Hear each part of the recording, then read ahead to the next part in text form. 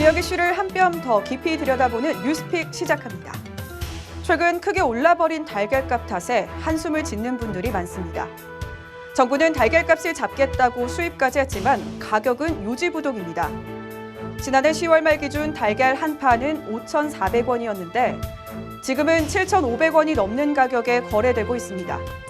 2,000원이 넘게 오른 이유는 조류 인플루엔자로 공급량이 크게 줄었기 때문입니다. 조류 인플루엔자에 걸리지 않은 닭까지 살처분하는 지금의 정책이 달걀값과 육개 가격의 인상을 부추긴다는 지적이 있는데요. 예방적 살처분, 논란의 핵심은 무엇인지 뉴스픽에서 살펴보겠습니다. 친환경 동물복지로 3만 7천 마리의 산란개를 키우고 있는 화성 산안마을 농장. 40년 가까이 조류 인플루엔자가 단 한 차례도 발생하지 않았던 이 농장은 지난해 12월 인근 농장의 조류 인플루엔자 발생으로 살처분 대상에 포함됐습니다. 하지만 농장은 살처분을 거부하며 행정심판을 청구했습니다. 2달여간의 살처분 거부 사태 동안 최대 잠복기 14일을 넘겼고 단 한 번의 양성 판정도 없어 조류 인플루엔자 감염 위험은 없다는 게 농장 측의 주장입니다. 농식품부는 예방적 살처분 범위를 조류 인플루엔자 발생 농장 반경 3km 내 가금류로 규정하고 있는데 이 같은 조치가 과도하다는 지적이 잇따르자 한시적으로 반경 1km 내로 조정했습니다. 하지만 소급 적용은 불가하다는 원칙에 따라 산안농장은 결국 지난 2월 19일 58일간 거부했던 살처분을 받아들였습니다. 산안농장의 사례는 감염 우려가 없는 멀쩡한 닭들까지 살처분하는 게 맞는 것인지 우리 사회에 물음표를 남겼습니다. 가금단체는 이번 동절기 세계 43개국에서 조류 인플루엔자가 발생했으나 우리나라처럼 발생지 반경 3km 내 예방적 살처분을 하는 곳은 보기 드물다며 정부의 정책 개선을 요구했는데요.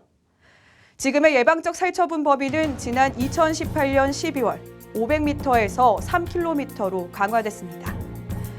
무려 6배나 넓어진 탓에 닭과 오리 등이 필요 이상으로 살처분됐고 이는 달걀값 인상 요인으로 이어졌습니다. 병아리부터 다시 들여와 사육을 시작한다고 해도 정상을 찾기까지 1년 가까이 소요될 것으로 보입니다. 그렇다면 예방적 살처분만이 최선의 방법일까요? 중국 등 일부 국가에서는 백신으로 조류 인플루엔자를 예방하고 있지만 정부는 백신 접종은 변이가 이루어져 인체에 감염될 우려가 있다며 부정적인 입장입니다. 지난해 12월 6일 여주시 한 농가에서 조류 인플루엔자가 발생한 이후 80일 만에 도내에서 가금류 1,470만 5천 마리가 땅에 묻혔습니다. 이는 도내 전체 가금류의 44%에 해당하는데요. 문제는 조류 인플루엔자 발생 농가보다 인접 3km 안에 있다는 이유만으로 살처분된 건강한 닭과 오리들이 훨씬 더 많다는 겁니다. 이 때문에 동물연대와 시민단체는 예방이라는 명분 아래 무차별적으로 생명을 빼앗기보다 과학적이고 생명을 존중하는 정책이 개발돼야 한다고 목소리를 높이고 있습니다.